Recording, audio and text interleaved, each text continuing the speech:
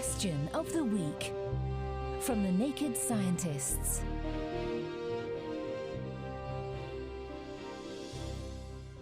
Hello and welcome to Question of the Week. I'm Connie Orbach. This week we're discussing relations and relatives with Louise. How many people are needed to avoid inbreeding in a population? Well, Louise, that question all sounds a little Adam and Eve, and it's also something the Naked Scientists have been wondering. You see, we recently bought a desert island in the Pacific, and we want to avoid any sticky situations in the future. So, how many people do we need to start with to keep our island healthy? When I asked you on Facebook and Twitter, Len Fisher thought that only one was a safe bet, whilst J. Michael Antovix II thought that it might depend on what definition we use. Maybe Professor Mike Wheel, a statistical geneticist from King's College London, can help us. So inbreeding means different things to different people. So there's no one single answer to this question. Everyone is related to their partner somehow. It's just a question of how far one needs to go back in time before a common ancestor is found.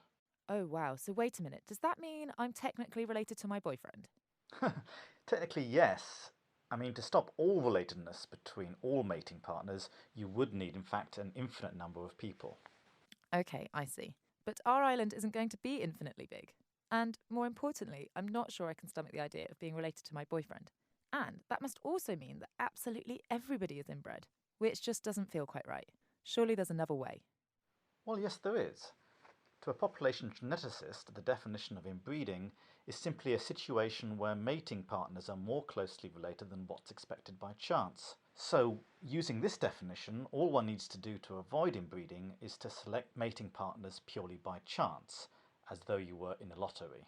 And then the population can be as small as you want. Well, it needs to have at least two.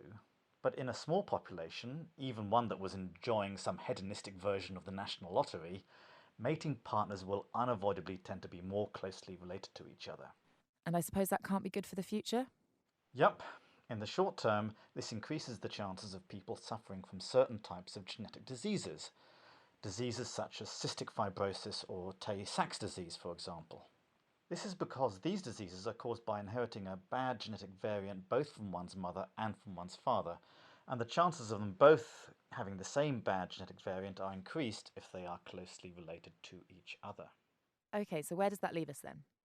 Ultimately, there's no magic population threshold that will make this problem go away.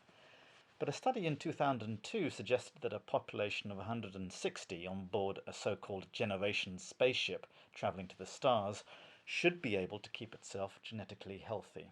So this would be a reasonable guideline for your desert island. In fact, real human populations on islands in the Pacific have survived population crashes down to as few as 20 people, but I wouldn't recommend this as a way to keep your desert island either healthy or happy. Well, there we have it. It all depends on your definition. I think to be on the safe side, I'm going with at least a few hundred. Who wants to come? Next week, we'll be getting the maps out to try and answer this question sent in by Brian Lucas. Where are we within the universe? What do you think? If you have any ideas, then get in touch on Twitter, Facebook, or join the conversation in our forum. Of course, if you have a question that you would like answered, then email chris@thenakedscientist.com and we'll see what we can do. That's all for this time. Until next time, goodbye. Question of the Week is part of the Naked Scientists podcast and supported by the Wellcome Trust and UK Fast. Look us up online at nakedscientists.com.